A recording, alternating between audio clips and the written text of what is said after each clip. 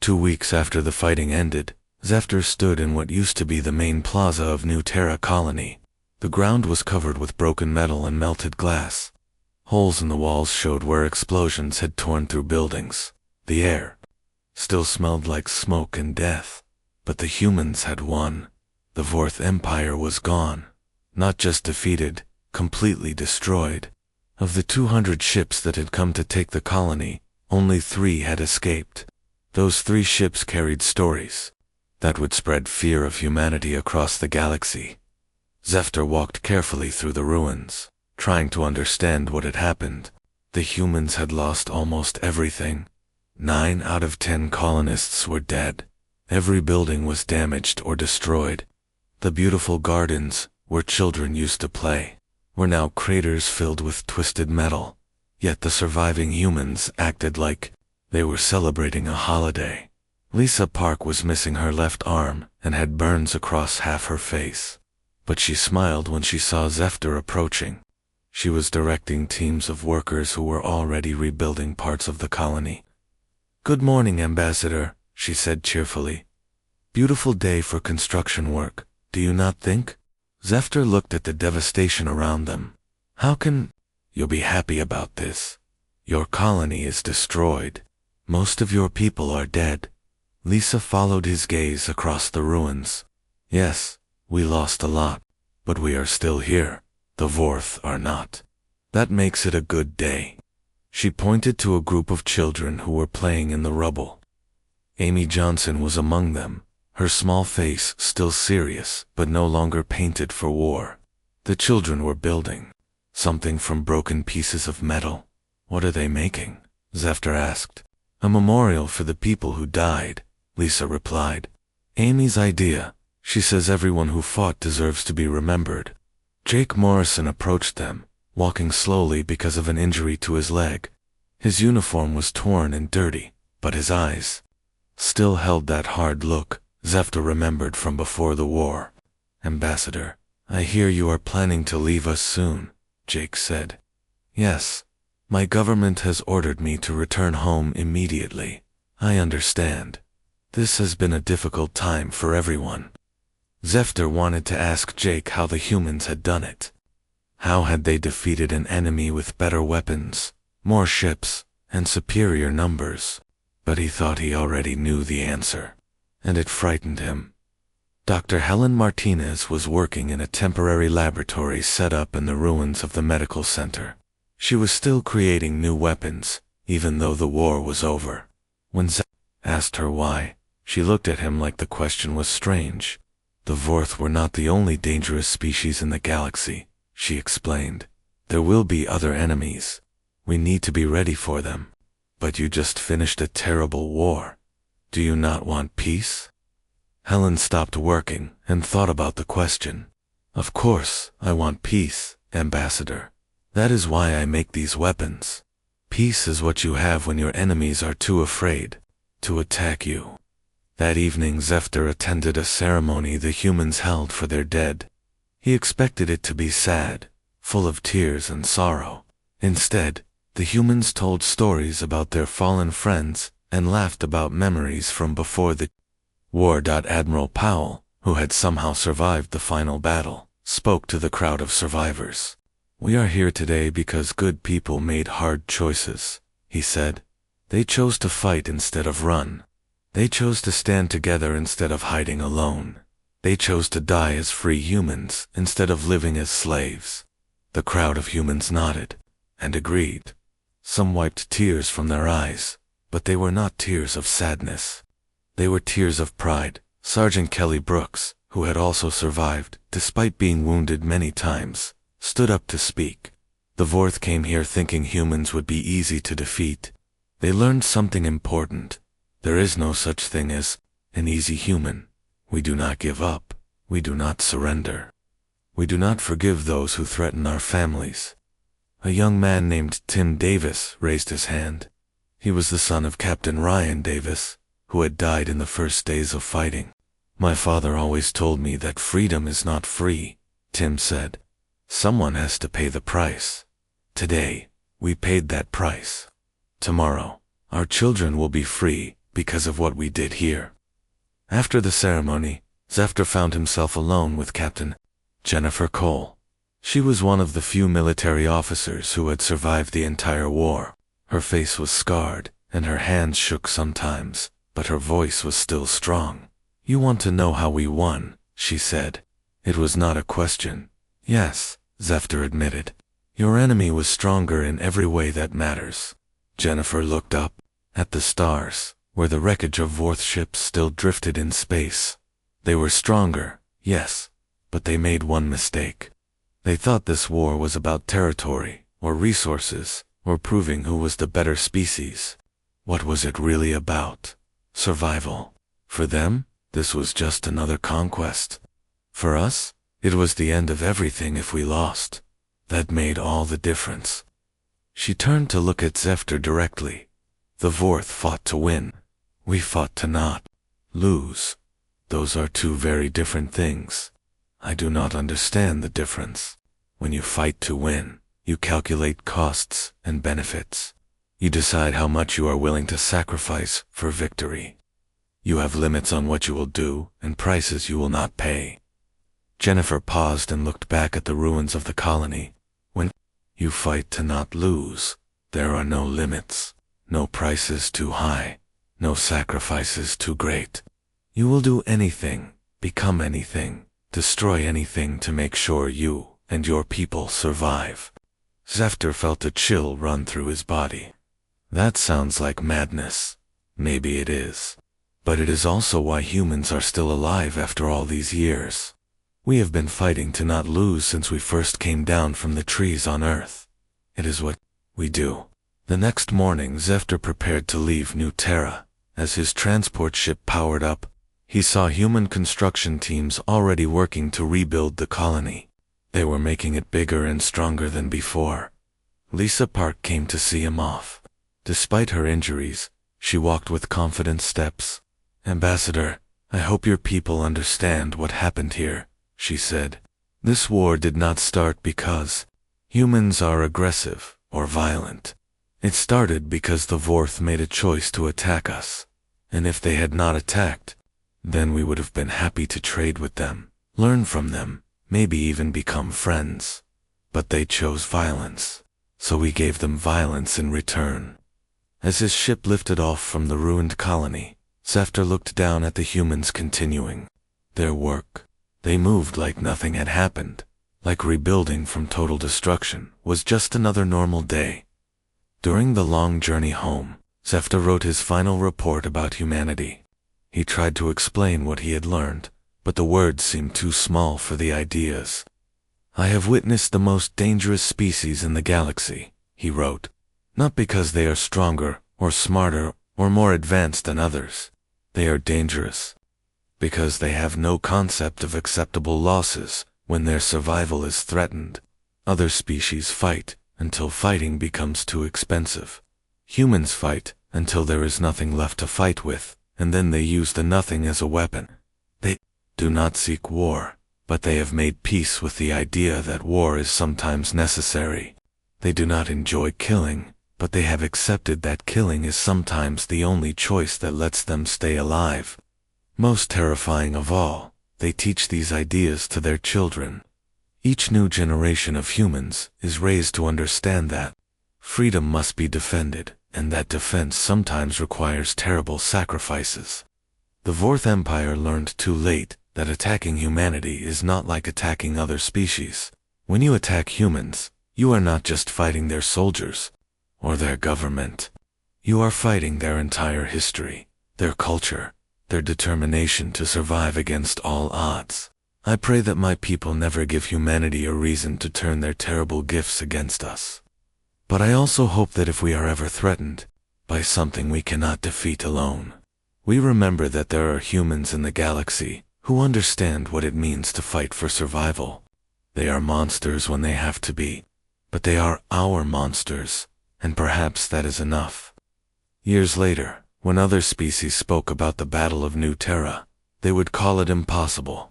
A small human colony could not have defeated the mighty Vorth Empire. But Zephyr knew better. The humans had not won because they were stronger or had better weapons. They had won because when faced with extinction, they had chosen to become something that even their enemies could not imagine or defeat.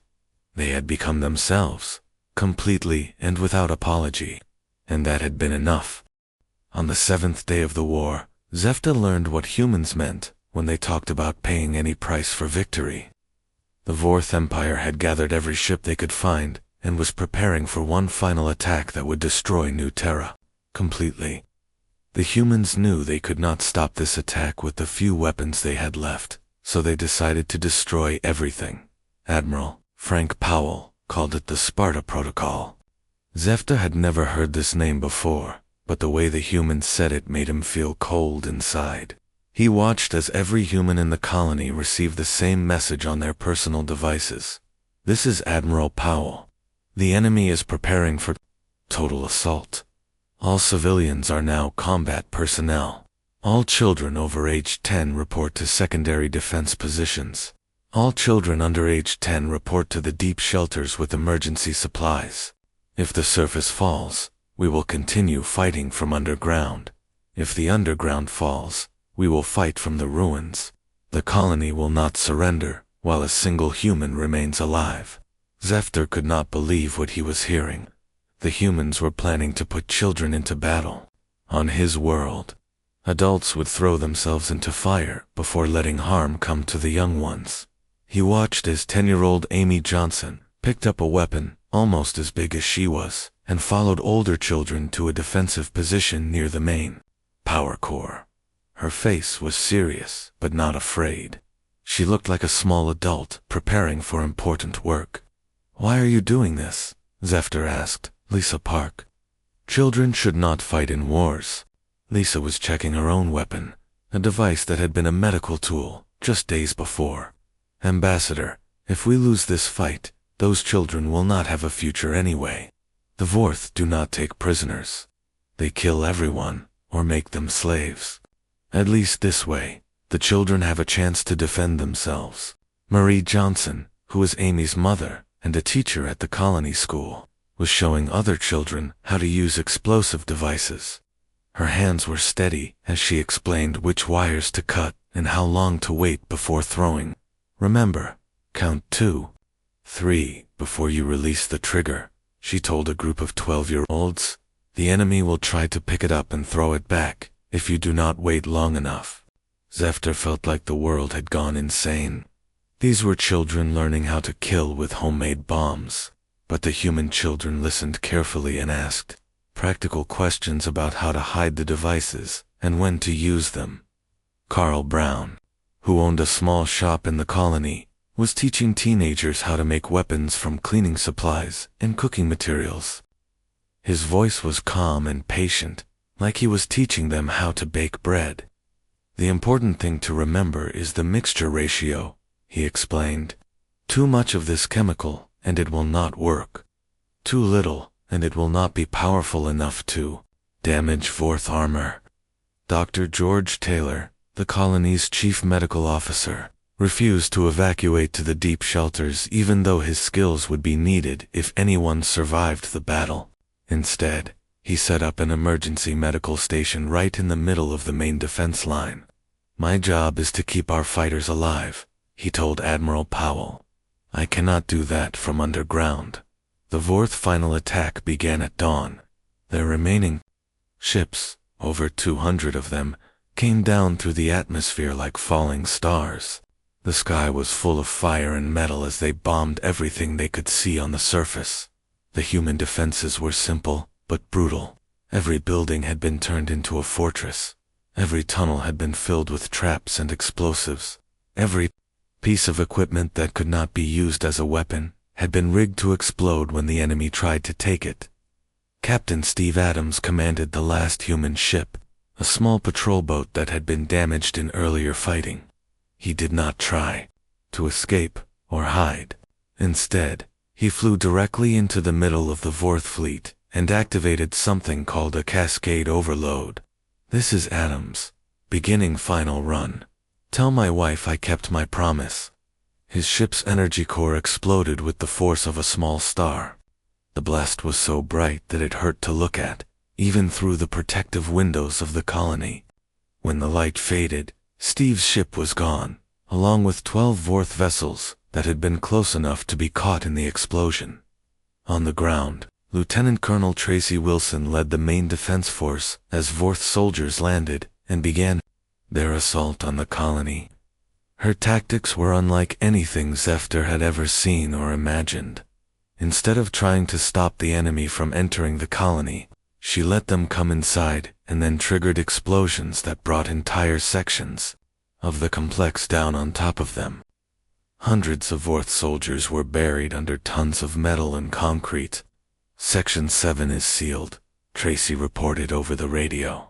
We lost 30 of our people, but we took out over 300 of theirs. The trade ratio is acceptable. She talked about human deaths like they were numbers in a business deal, but Zephyr could hear the pain in her voice when she mentioned the 30 humans who had died. Dr. George Taylor kept working in his medical station, even as the ceiling above him began to fall down. Pieces of broken concrete hit him in the head and shoulders, but he never stopped treating wounded soldiers.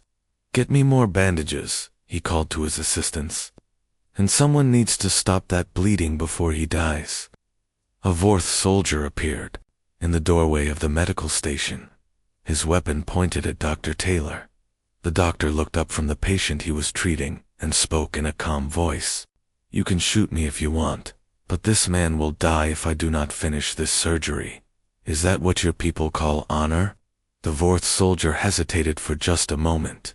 That was long enough for one of Dr. Taylor's assistants to throw a medical instrument that hit the enemy in the eye. The soldier fell down screaming, and Dr. Taylor went back to his surgery like nothing had happened. In the deep tunnels under the colony, the fighting was even more brutal. The humans had prepared for this by turning the underground passages into a maze of death traps.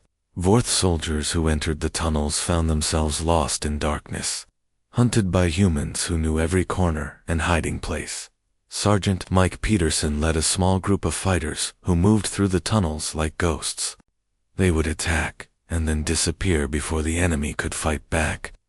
The Vorth had better weapons and armor, but the humans had something more important.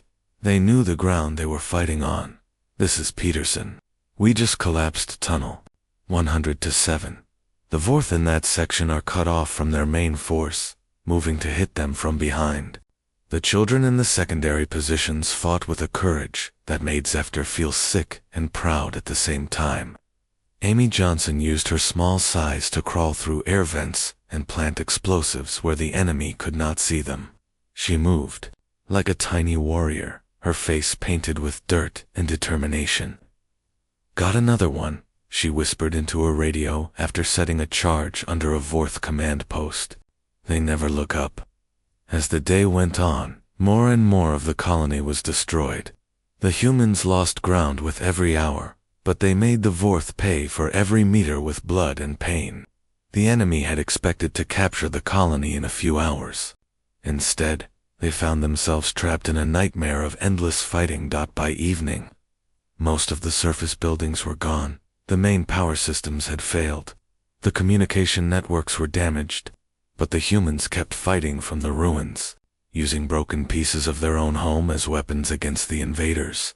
Admiral Powell gathered the surviving leaders in what was left of the command center. The room was filled with smoke, and the walls were cracked, but the humans still talked about their next moves, like they had a chance to win. "We have maybe 200 fighters left," he reported. "The enemy still has over 1,000 soldiers on the ground, plus the ships in orbit." "What about the children?" Lisa asked. 43 in the deep shelters, 18 still fighting in the secondary positions. Amy Johnson's team just took out another Vorth squad near the power core. Tracy Wilson looked at the tactical display, which was mostly red showing enemy positions. "They control 60% of the colony now, but they are learning that controlling territory and holding it are two different things." "How long can we keep fighting?" Jake asked. Admiral Powell smiled, that terrible human smile. "As long as it takes. The Vorth wanted a war. We are giving them one they will never forget." That night, As explosions continued to light up the sky, Zephyr sent what he thought might be his final message to his people. The humans are dying, but they are not defeated. They fight with their children beside them, and their dead beneath them. They have turned their own home into a weapon against their enemies. I do not think the Vorth understand what they have done. They came here expecting to conquer a human colony. Instead, they have found themselves trapped in a war that has no rules and no mercy. Even if every human dies tomorrow, they will have taught the galaxy something important. There are some species you do not attack unless you are prepared to pay any price for victory. The humans are prepared to pay that price. I do not think anyone else is. On the third day of the war, Zephyr discovered something that made him more afraid of humans than he had ever been afraid of anything in his life. He watched them turn simple tools into weapons of destruction that even the Vorth Empire could not match. Dr. Helen Martinez came to the morning briefing carrying a small metal box. Her clothes were dirty and her eyes were red from not sleeping, but she smiled like she had found buried treasure. I have been working with the agricultural equipment, she announced to the room full of tired humans. The soil treatment chemicals can be changed into something much more interesting. She opened the box and showed everyone a small green container, about the size of a human fist. This little device will release a gas that attacks Vorth breathing systems. Their lungs will shut down in less than 3 minutes. One container can clear out an entire ship. Jake looked at the container with interest. How many can you make? I already have 50 ready, and I can make more if you give me the farming chemicals from Storage Bay 7. Take whatever you need, Jake replied. Good work, Doctor. Zephyr felt sick. The humans were making poison gas from fertilizer. On his world, such weapons were considered evil beyond words, but these humans talked about it like Helen had invented a better way to cook food. Peter Jackson, who worked with the colony's food production, raised his hand. I have been looking at the Vorth biology data we captured. Their digestive system cannot handle certain Earth proteins. If we can get these proteins into their food or water supply, they will become very sick very quickly. Biological warfare, Lisa said, nodding her head. How long would it take to affect them? 6 to 12 hours after they eat it. The symptoms start with stomach pain and get worse from there. Eventually, they lose the ability to focus or make decisions. Commander, Nicole Thompson stood up from her chair. She was in charge of communications and had been listening to Vorth radio messages. I can help with that. We have been breaking their codes for 2 days now. I can send false orders to their supply ships. Make them think they are getting food and medicine when they are really getting poison. The humans spent the next hour planning ways to use the Vorth Empire's own supply system against them. They talked about poisoning water, spreading diseases, and creating fake medicines that would make the enemy weaker instead of stronger. Zephyr listened to all of this and felt his worldview crumbling. These humans were not just fighting a war. They were turning the very idea of civilization into a weapon. Later that morning, he followed Chris Parker to the communications center. Chris was young, maybe 25 years old, but he had already learned how to break into Vorth computer systems. Watch this, Ambassador, Chris said as his fingers moved quickly over the keyboard. I am sending a message to the Vorth fleet that looks like it came from their home world. On the screen, Zephyr could see Chris writing a fake message that told the Vorth commanders their families had been killed in rebel attacks. The message was designed to make the soldiers angry and careless. Why are you lying to them? Zephyr asked. Chris looked at him with surprise. Because angry soldiers make mistakes. When they make mistakes, they die. When they die, we win. It is that simple. But it is not true. Their families are not dead. So what? They came here to kill our families. Fair is fair.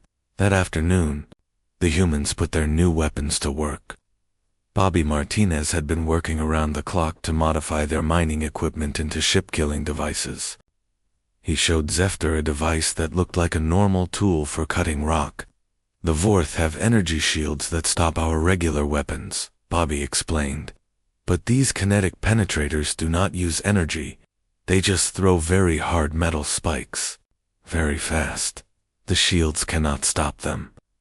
Amanda Foster was preparing to lead another suicide mission, this time using the new weapons.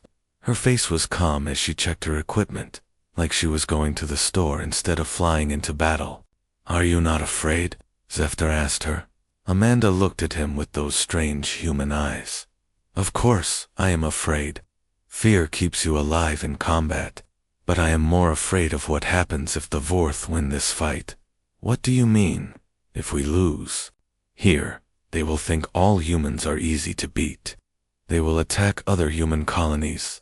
More of our people will die, so I have to make sure that even if they win today, they will be too hurt to attack anyone else for a long time." The battle that day was different from the first 2 days. The humans no longer tried to fight the Vorth ships directly. Instead, they used their new weapons and tricks to attack in ways the enemy could not understand or stop.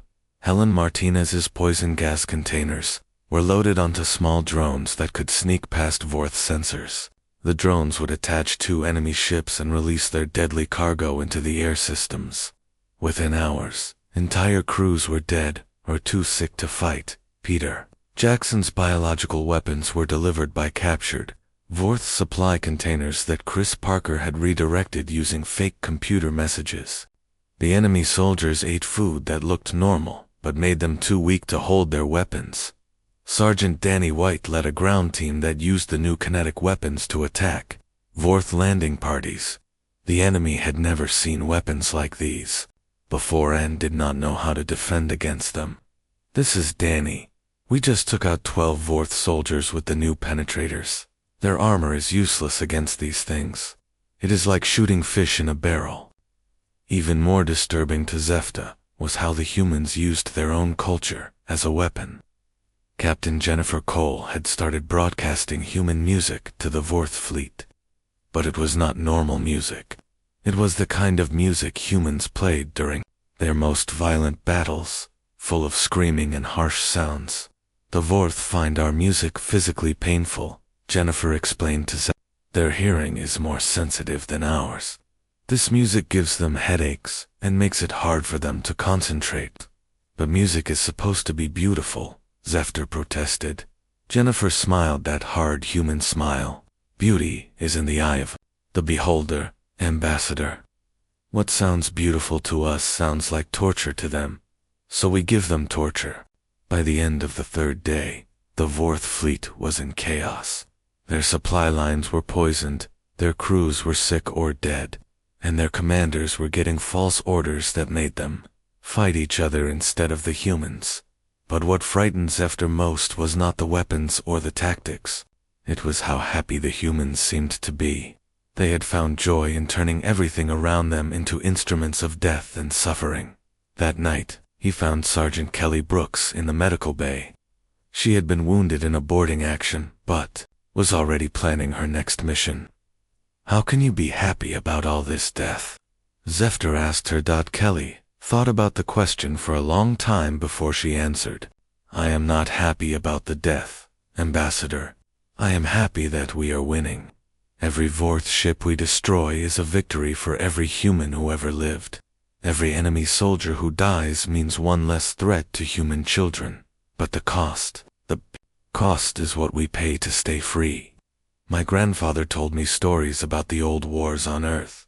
He said freedom is never free. Someone always has to pay the price. Today, it is our turn to pay." She looked out the window at the stars where the battle was still going on.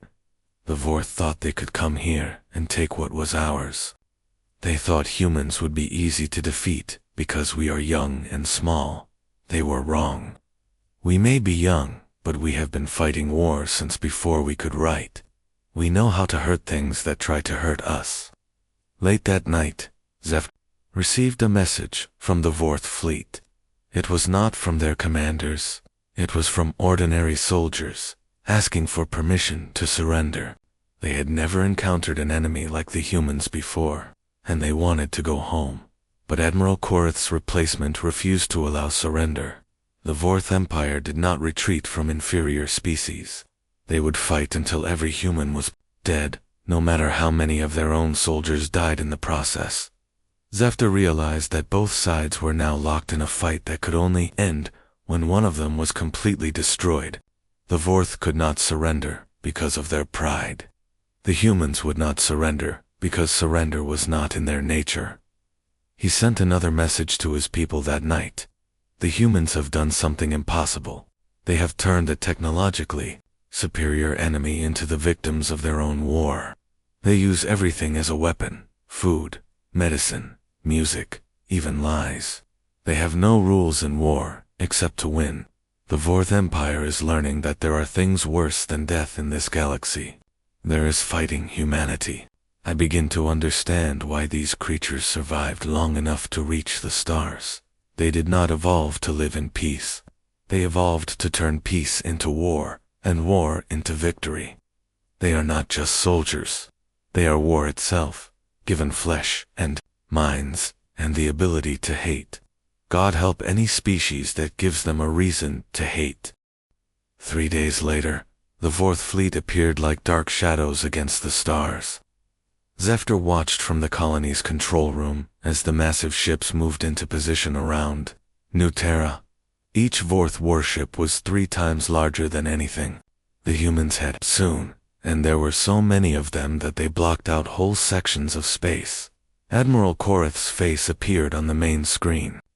The Vorth leader looked like a giant lizard with sharp teeth and cold yellow eyes.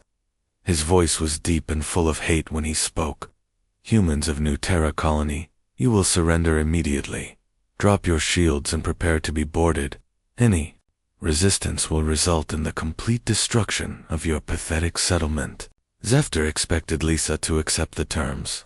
No reasonable being would fight against such impossible odds. The Vorth had weapons that could turn planets to dust. Their soldiers were known across the galaxy for their cruelty and strength. Instead, Lisa looked at Jake and nodded. Jake walked to the communication panel and pressed a button. This is Commander Jake Morrison of New Terra Colony. We decline your generous offer, Admiral. If you want this place, you can come and take it. Admiral Korath's eyes grew wider. You dare to refuse the Vorth Empire?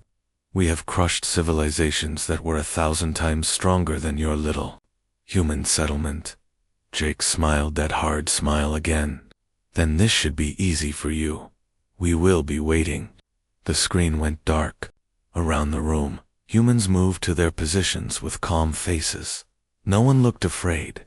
Some even looked happy, like children about to play their favorite game. All ships, this is command. Execute Protocol 7 immediately. Lisa spoke into her headset. Through the windows, Zephyr watched the human ships move out from the colony.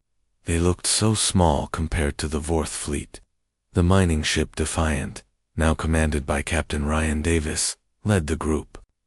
Katie Walsh had covered it with armor plates and filled it with weapons, but it still looked like a toy next to the enemy vessels. First wave incoming, a technician called out. 20 Vorth fighters approaching from Sector 7.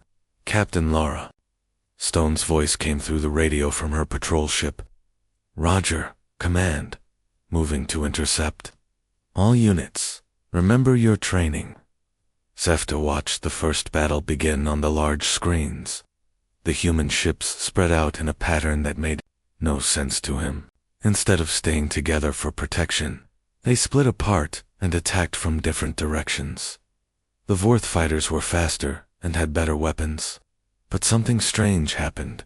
The humans did not fight the way the Vorth expected. When a human ship was damaged and about to be destroyed, the pilot would turn directly toward the nearest enemy ship and ram it at full speed. Sarah Kim just took out 2 Vorth fighters with her collision, the technician reported. She ejected at the last second, but her ship is gone. Good work, Sarah, Jake replied calmly. Rescue team, pick her up for the next wave. Zephyr could not believe what he was hearing. The humans talked about losing their ships like it was normal, On his world, losing even one spacecraft would be considered a terrible disaster. The battle continued for hours. More Vorth ships joined the fight, but the humans kept finding new ways to hurt them. Captain Ryan Davis flew the Defiant directly into the middle of the enemy formation and used the mining lasers to cut a Vorth cruiser in half before his ship was finally destroyed. "Ryan's gone," someone reported, "but he took 3 of theirs." "With him, mark it down," Jake said. "We are trading better than expected." Marine Sergeant Kelly Brooks led a boarding party that captured a damaged Vorth ship. Zephyr listened to the radio reports as the humans fought their way through the vessel room by room. The sounds of battle were terrible, full of shooting and explosions and screaming. "This is Brooks. We have taken engineering. The Vorth crew is fighting hard, but they do not know how to handle close combat. They keep trying to form lines like they are on a parade ground." "Copy that, Sergeant. Extract what information you can, and then scuttle the ship." "Understood." Brooks out. 20 minutes later, the captured Vorth ship exploded in a bright flash. Zephyr knew that Kelly Brooks and her Marines had been inside when it happened. Dr. Tony Chen worked in the medical bay, treating wounded humans as they were brought back from the battle.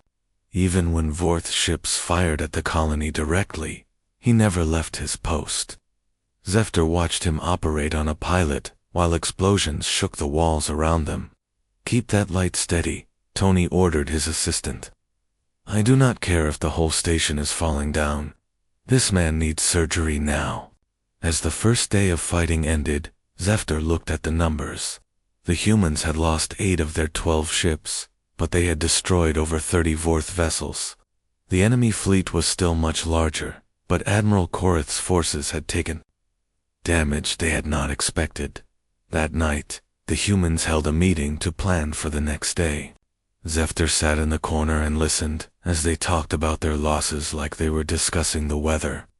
"We need to change tactics," Jake said. "The Vorth are learning to stay away from our ramming attacks."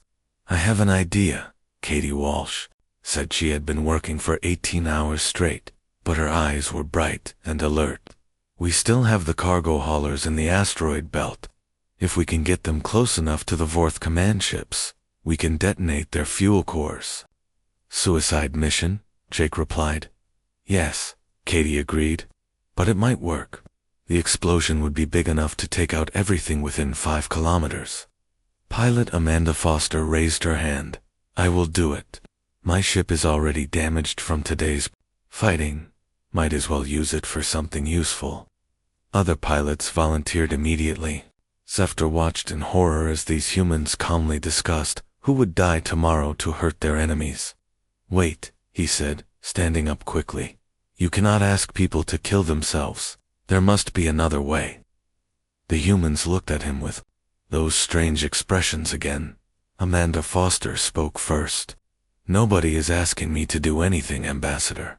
This is my choice. These Vorth came to our home and tried to make us slaves. They picked the wrong species to mess with." Jake nodded. "Every person here knew the risks when we decided to stay and fight.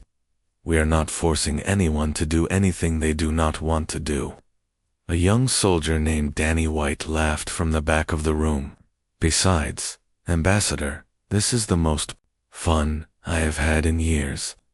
When else do you get to fight the worst bad guys in the galaxy?" Other humans in the room chuckled and agreed.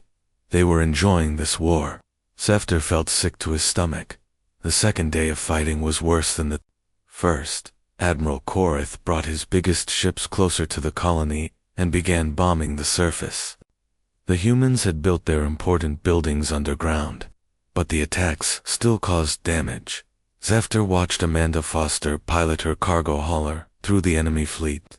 Vorth fighters swarmed around her ship, trying to stop her from reaching the command vessel. Her ship was hit again and again, but she kept flying toward her target. "This is Amanda. I am approaching the flagship. See you all in the next life." Her ship struck Admiral Korath's command vessel and exploded in a ball of fire that could be seen from the colony. When the light faded, both ships were gone, along with 3 other Vorth vessels that had been too close. Amanda got him, Jake said with satisfaction. The Admiral is dead. That should confuse them for a while. But the Vorth kept fighting. A new commander took control and ordered even more brutal attacks on the colony. Buildings on the surface were turned to melted metal and glass. The humans retreated deeper underground but never stopped shooting back. Captain Jennifer Cole led a team of fighters who snuck out of the colony at night and planted explosives on Vorth ships that had landed for repairs. They moved like ghosts through the darkness, striking and then disappearing before the enemy could find them. This is Cole, package delivered to targets 7 and 8. Moving to extraction point. Negative. Cole, you have Vorth patrol moving toward your position. Copy. That. We will find another way out. Jennifer and her team were trapped on the surface, with enemy soldiers hunting them. But instead of trying to hide until rescue came, they attacked the Vorth patrol and stole one of their vehicles to escape. By the end of the second day, the Vorth fleet was down to less than half its original size. But the humans had lost almost everything too. Only 2 of their ships were still able to fight, and many of their best people were dead. Zephyr could not understand how the humans could still be smiling and making jokes. They were losing the war, but they acted like they were winning. That night, he sent another message to his people. The humans are insane. They fight like demons and laugh when their friends die. They turn their own bodies into weapons and consider it an honor to die in battle. The Vorth Empire is learning what I already know. Humanity is the most dangerous species in the galaxy. Not because of their weapons or their ships, but because they will never surrender. Even if every last human dies, they will make sure their enemies pay a terrible price for victory. I do not think the Vorth understand what they have awakened. Zephyr stepped off the transport shuttle onto the metal platform of New Terra Station. His 6 legs moved carefully on the strange human-built surface. The air tasted different here, full of chemicals and something else he could not name. Around him, humans walked back and forth with quick steps, their faces showing no fear even though they lived so far from their home world. A woman approached him with a smile. She had brown hair tied back and wore a blue uniform. Welcome to New Terra, Ambassador Zephyr. I am Lisa Park, the colony administrator. We are happy to have you here. Zephyr bowed in the way of his people. Thank you for allowing me to observe your colony. The Calithian Confederation wants to learn more about human ways. Lisa led him through wide corridors filled with busy humans. Children ran past them, laughing and playing games that looked like fighting. Zephyr watched them with growing worry. On his world, children learned to share and care for plants. These human children pretended to shoot each other and make explosion sounds with their mouths. Those are just games, Lisa said when she saw his concern. Children need to play. They entered a large room with windows that showed the black space. Outside, a man in green clothes stood near a table, covered with maps and pictures. His face looked hard, like stone that had been cut by wind and rain. This is Commander Jake Morrison, our military liaison, Lisa said. Jake. This is Ambassador Zephyr from the Calithian Confederation. Jake held out his hand. Zephyr touched it carefully with one of his smaller arms. The human skin felt warm and rough. Good to meet you, Ambassador. Hope you find our little colony interesting, Jake said. His voice was deep and calm, but his eyes never stopped moving, always watching everything around him. Over the next few days, Zephyr walked around the colony and watched the humans work and live. What he saw made him more worried each day. Every human seemed to know how to fight. The farmers practiced shooting with energy weapons after their work was done. The doctors studied how to fix wounds from battles. Even the cooks knew how to make things that could explode. He visited the school where human children learned. The teacher, a kind woman named Amy Roberts, showed the children pictures of old Earth battles while they ate their lunch. Today we will learn about the Battle of Gettysburg, Amy said to the children. This battle happened over 400 years ago, but we still study it because it shows us important things about planning and courage. The children, some as young as 8 years old, listened carefully as Amy talked about armies and weapons and how many people died. They asked questions about tactics and why certain decisions were made. Zephyr felt sick. On his world, children this age learned about flowers and music. After school, he followed some children to their play area. A boy named Tim Chen was teaching younger children how to hide behind walls and move without making noise. If bad guys come to our colony, we need to know how to stay safe, Tim explained to a girl who looked confused. My dad says everyone has a job to do if there is trouble. That evening, Zephyr sat with Lisa and Jake in the colony's main eating area. Around them, humans talked and laughed while they ate food that smelled strange, but good. Large screens on the walls showed programs about ancient human wars, with moving pictures of explosions and fighting. Your people seem very focused on conflict, Zephyr said carefully. He did not want to be rude, but he needed to understand. Lisa and Jake looked at each other. Jake ate a piece of bread before he answered. Conflict is part of life out here, Ambassador. The galaxy is not always a safe place, but surely you prefer peace. All thinking beings want peace. Of course we want peace, Lisa said. But peace is something you have to be ready to fight for. History teaches us that lesson over and over. Zephyr thought about his own people. The Calithians had never fought a war. When they met dangerous species, they simply moved away or offered to trade. Fighting seemed like madness to them. What if someone stronger than you comes? What if they have better weapons? He asked. Jake smiled, but it was not a happy smile. Then we get creative. Humans are good at making do with what we have. The next day brought troubling news. Ships had been seen at the edge of the system. Ships that did not answer calls or give their names. Lisa called a meeting of all the important people in the colony. Zephyr was allowed to watch. Katie Walsh, the chief engineer, stood at the front of the room. She was a small woman with strong hands covered in oil stains. We have identified the ships as Vorth Empire vessels. Long-range scans show at least 50 warships, maybe more. Zephyr knew about the Vorth Empire.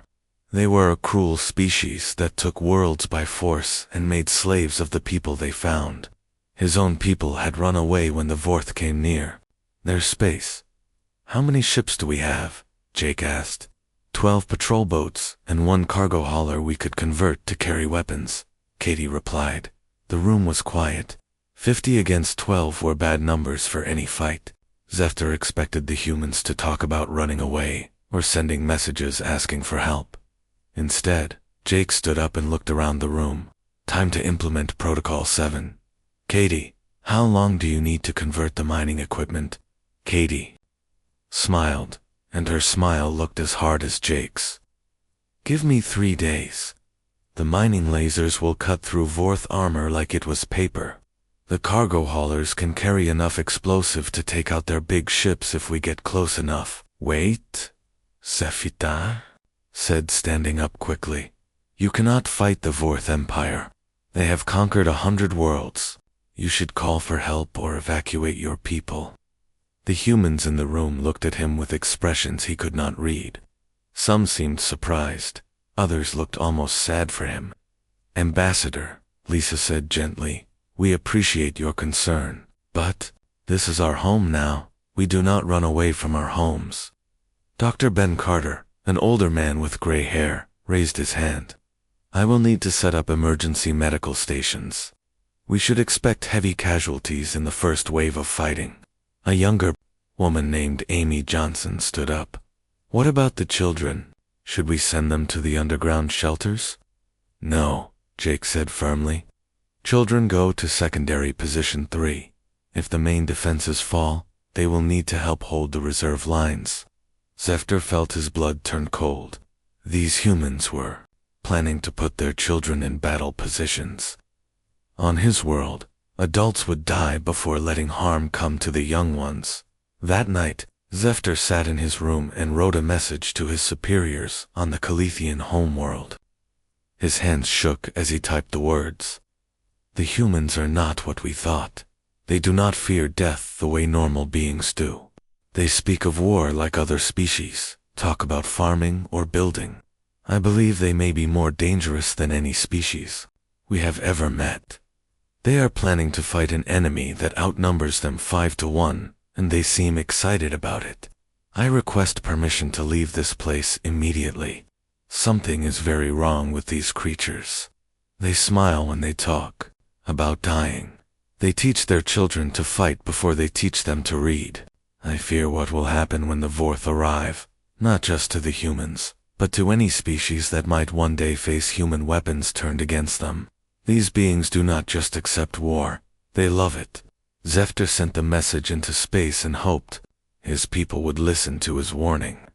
Outside his window, he could see human workers changing the peaceful mining tools into weapons of death. They worked through the night, and some of them were singing.